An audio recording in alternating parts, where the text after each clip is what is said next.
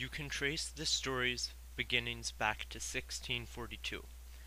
The English Civil War began because King Charles pursued absolutism in the face of a parliament that sought to increasingly limit his power. A war over whether the king or parliament ruled the land saw parliament victorious, and in the aspirations of liberals everywhere, the people victorious also. And this has been the basis of government in Canada. Parliament shall rule. Over time, this has evolved to the principle that Parliament should be elected by universal suffrage and be the ultimate source of power in the land.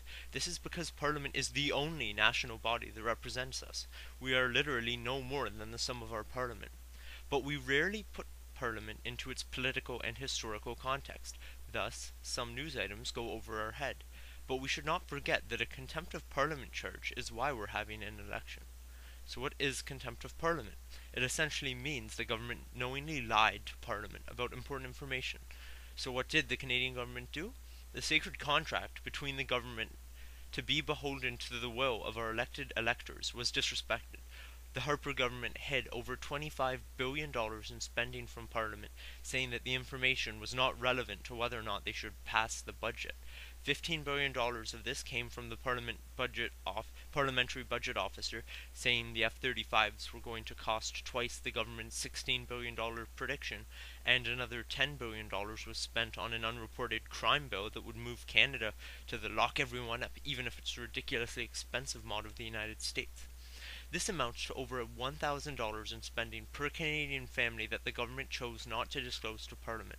Parliament was, in essence, being asked to vote on a budget in which spending information that would make the government look bad, because Canadians do not admire the American penal justice system, as they largely oppose to the wasteful spending on fighter jets, was not included so that the government would be able to look good. So let's get the picture clear. The government lied by omission to the Canadian people to control its image. The representatives we sent to Parliament to make our decisions were not even allowed to know what they would be voting on when there was no legitimate reason for the information to be kept hidden. Thus, the executive branch of government, like a king that did not respect the power of Parliament, was ruling as it wanted.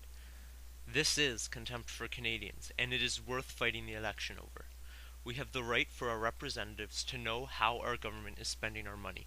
The government should not selectively control information because in a democracy the only true selection that should matter is the one we're going to make on May 2nd. It is a lesson for the government to remember. When you lie to Parliament, you lie to all of us. When you disrespect Parliament, you disrespect us all. We should not forgive the Conservatives for this trespass. They have shown themselves unwilling to face our knowledge and our wrath. This is not a government that deserves to be reinstated. We have the right to make our government remember we want our Parliament, not an unelected cabinet, to control our destinies. For if the government is not accountable to Parliament, it is not accountable to anyone at all. And when someone has that sort of power, you might as well call them a king.